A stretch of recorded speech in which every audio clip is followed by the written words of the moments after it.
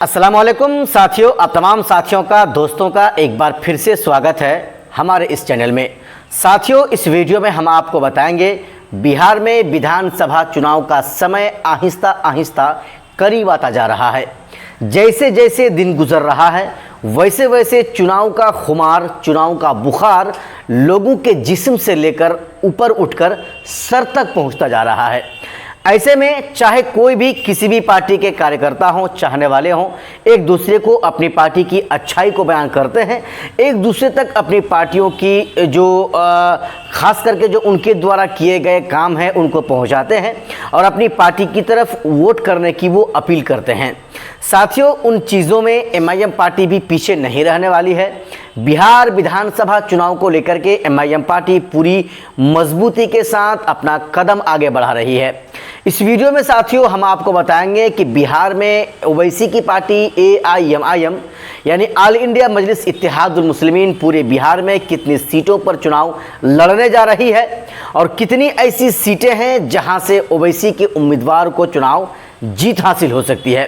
इसके बारे में पूरी जानकारी हम आपको इस वीडियो के अंदर देंगे, लेकिन उससे पहले आपसे हम एक छोटा सा रिक्वेस्ट करते हैं। अगर आपने अभी भी हमारे चैनल को सब्सक्राइब नहीं किया है तो सबसे पहले आप हमारे चैनल को सब्सक्राइब कर लें और साथ साथ बेल आइकन को दबाना एकदम ना भूलें।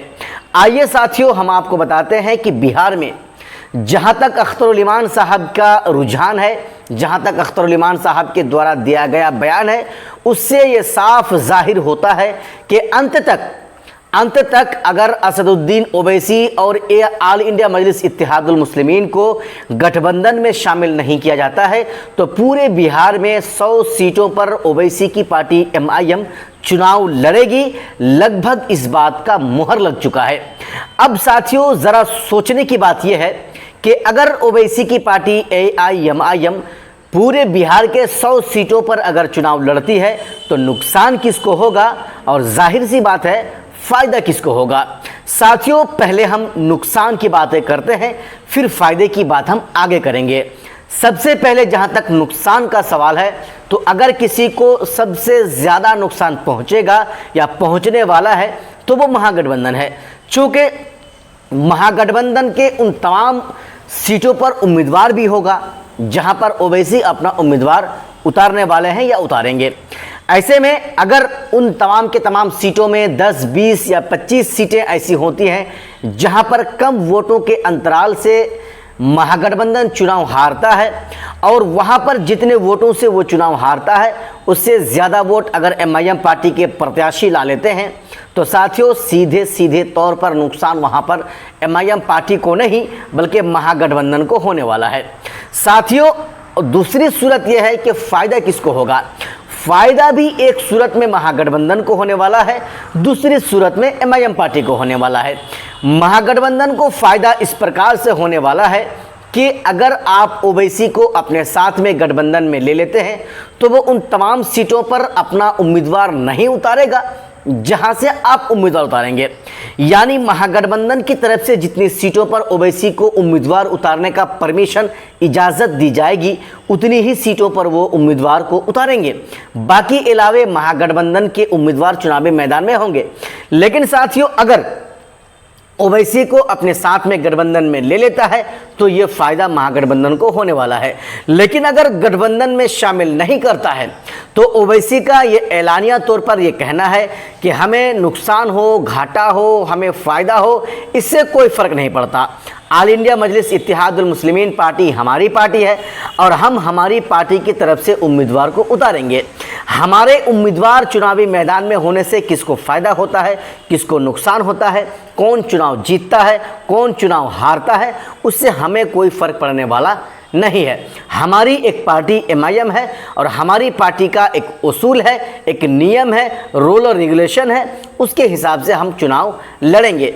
ऐसे में साथियों, ज़ाहिरी तौर पर यह पता चलता है कि महागठबंधन वाले को चाहिए कि ओवैसी को अपने साथ में एंड वक्त तक गठबंधन में ले लें। साथियों, अगर आप जानते हैं ओवैसी पार्टी के चाहने वाले हैं या ओवैसी के चाहने वाले हैं तो आप हमारे इस वीडियो को पूरा देखें।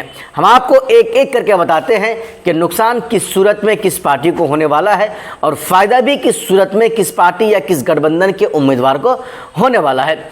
ऐसे में साथियों, अगर ओवैसी पूरी मजबूती के साथ बिहार में चुनाव लड़ते हैं या एमआईएम पार्टी चुनाव लड़ती है तो फायदा एमआईएम पार्टी को तो होने ही वाला है। सीमांचल के खासकर उन 5 विधानसभा सीटों के बारे में अगर मैं आपको बता दूं तो ये गलत नहीं होगा, जहां से 2020 में ओवैसी का उम्मीदवार चुनाव जीता था। 2025 में भी उन तमाम के तमाम 5 सीटों में ओवैसी का लहर अभी भी बरकरार है। लोग ओवैसी के बारे में सोचते हैं, लोग ओवैसी के उम्मीदवार को वोट करेंगे, ऐसा चर्चा अपने आपस में करते हैं। ऐसे में अगर इन तमाम के तमाम सीटों पर फिर से ओवैसी को कामयाबी मिल जाती है और इसके अलावा भी 5 या 10 या 7 विधानसभा सीटों पर और चुनाव में कामयाबी मिल जाती है, यानी कुल मिलाकर 10 से 12 या 15 सीटें ओवैसी की निकल जाती है, तो साथियों किंग मेकर ओवैसी को बनने से कोई नहीं रोक सकता। और फिर उसके साथ साथ ओवैसी किंग मेकर बनेंगे और अख्तर इमान को डिप्टी सीएम बिहार का बनने से कोई नहीं रोक सकता। ये बात मैं आपको इसलिए बता रहा हूं क्योंकि एमआईएम पार्टी पूरी मजबूती के साथ चुनाव लड़ने के फिराक में है और तकरीबन 100 सीटों पर चुनाव लड़ेंगे। अगर उनको गठबंधन में शामिल कर लिया जाता है तो जितनी सीटों पर उनको चुनाव लड़ने का परमिशन और इजाज़त दी जाएगी उतनी ही सीटों पर वो चुनाव लड़ेंगे, बाकी सीटों पर चुनाव नहीं लड़ेंगे। साथियों, हम आपको एक एक करके बता रहे थे कि किन सूरत में किस बातों पर चलने से महागठबंधन को फायदा होगा और किस सूरत में नहीं चलने पर महागठबंधन को नुकसान होगा। साथियों, हम आपको ठाकुरगंज विधानसभा के बारे में पूरी जानकारी, थोड़ी सी जानकारी अगर मैं आपको दे दूं, 2020 में यहां से हाफिज महबूब आलम साहब ओवैसी की तरफ से उम्मीदवार थे एमआईएम पार्टी की तरफ से और उनको 18 से 20 हज़ार ही वोट उनको मिला था और वो साहब चुनाव हार गए थे। लेकिन इस बार का जो रुझान है, इस बार का जो माहौल है ठाकुरगंज विधानसभा का, वो ज़रा अलग है।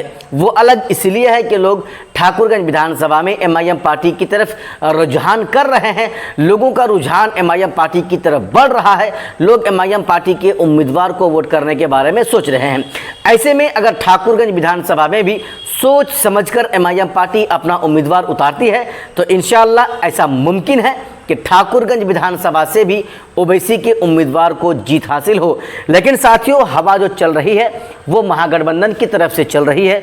वो इसलिए है कि लोग चाहते हैं कि नीतीश कुमार को कुर्सी से यानी मुख्यमंत्री की कुर्सी से हटाया जाए, उनको बदला जाए और युवा चेहरा तेजस्वी प्रसाद यादव को बिहार का अगला 5 साल का मुख्यमंत्री बना दिया जाए। हालांकि साथियों, इन बातों में कितनी सच्चाई है, कितने लोग तेजस्वी प्रसाद यादव को अगला मुख्यमंत्री मानते हैं, कितने लोग नीतीश कुमार को ही अगला मुख्यमंत्री मानते हैं, ये तो 3 से 3.5 महीने के अंदर जग जाहिर होने वाला है, क्योंकि चुनाव खत्म होने वाला है। चुनाव जैसे ही खत्म हो जाएगा हमें और आपको फिर से अगला 5 साल का यानी बिहार का मुख्यमंत्री मिल जाएगा, चाहे वो नीतीश कुमार ही हो या फिर तेजस्वी प्रसाद यादव हो। साथियों, आपने हमारे पूरा वीडियो को देखा, देखने के लिए आपका बहुत बहुत धन्यवाद। जय हिंद।